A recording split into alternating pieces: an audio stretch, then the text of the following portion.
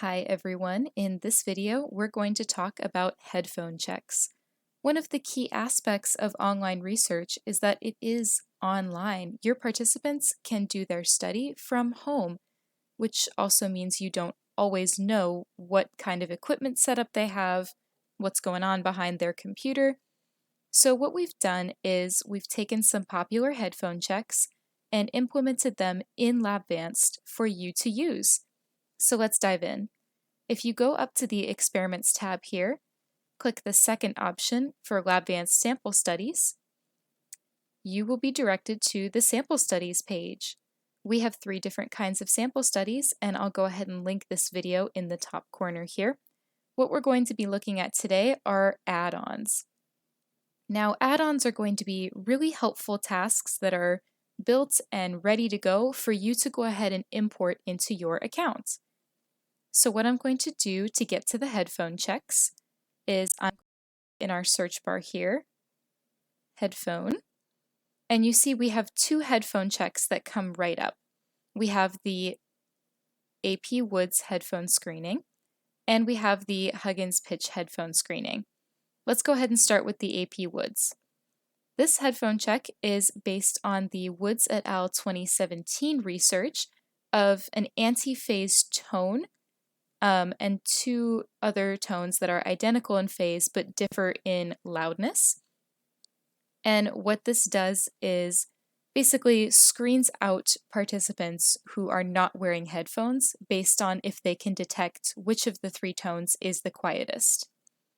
So what you do when you click on this card is you can just participate and see how you like it, or you can go ahead and inspect it, which means you can look at it without importing, or you can just directly import it. I'm going to go ahead and import to show you what it looks like. So I click import, and what it does is it brings me back to the My Studies page, and I can scroll all the way down to the bottom of my million studies here, and you'll see it's right here at the bottom, Imported AP Woods Headphone Screening Test. If I double click on it here, this is what you're going to get when you import this headphone check. Everything is pre-programmed, all the events are ready to go. So let's open the instructions here. All right, so these instructions are taken directly from the study, so everything is as close to the original as possible. So what happens is you hear 3 tones in a sequence and you have to answer which one was quietest. You have to wear headphones to perform this test. So then if you have an issue, there's this frame that shows up that you can go ahead and click away. When you go to the headphone test itself, this is exactly the setup that they used in their study.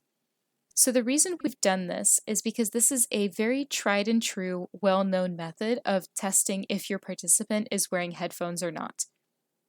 So we recommend putting this at the beginning of any study where headphones are going to be required. So let's say you're presenting audio stimuli and you want to make sure that the participant is really hearing it super well. They've got a good seal with their headphones. What happens is the 3 tones are played and you just have to choose which one is the quietest. There are a couple different sequences here that represent the sequences as coded by the original study. Okay, and that'll be linked in the description of this video.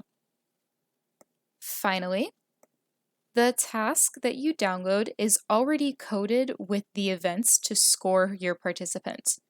So if they don't meet the pass criteria as explained in the paper, they'll get the message that says they have to redo it. If they did meet the pass criteria, great, you passed the test. All right, so let's move on to the second headphone check.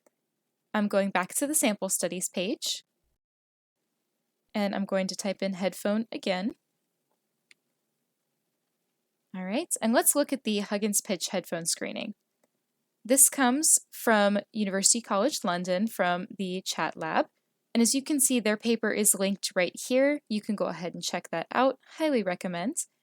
And just a quick reminder, whenever you're using these resources, please cite the original source. Labvanced does not claim to own any of these materials. Everything was found open source on GitHub. So please make sure you're checking those out. The links will be in the description. So let's go ahead and import this one and compare the two. Both are extremely useful tools, and honestly, I recommend using a combination of both, which is actually what the researchers recommended. Okay, so when you import the Huggins Pitch headphone screen, this is what you're going to get. We do have a read before using task. Basically, you're supposed to read all of these instructions and the descriptions, and then before you implement it into your study, you can go ahead and delete them from the task. But please make sure you read these beforehand. So they have their little disclaimer here. We have based on the methods, and please give credit to the creators. You can go ahead and change some aspects of the study, and we do actually have instructions for how to change because it's a little bit more complicated than the previous one. So if you click through the task here, we have detailed instructions with pictures that explain what the original authors did and then what you're able to change. Okay, so then we go to the instructions. This is different from the anti-phase headphone screening because you're first doing a sound calibration that they included here. But in the task itself, you're not choosing the quietest tone, you're looking for a faint tone hidden within one of the three tones. So you can click through the examples here, and you're just going to answer, does tone 1, 2, or 3 contain the hidden tone? This one is also automatically scored, so it will tell your participant if they passed or not based on the pass criteria programmed into the study. And this is what the trials look like. You hear the sounds, and then you get another screen where you get to press the buttons. So those are the two headphone checks that we have implemented in Labvanced. Thank you again to the original creators of these checks. And overall, these are really great ways of establishing some of that control that is lost in online research. This is a way for you to check if your participants are wearing headphones and to kind of standardize your methods, even though we can't physically see and confirm that they're using headphones. So I hope this video was helpful, and please let us know which headphone check you prefer. Thanks for listening.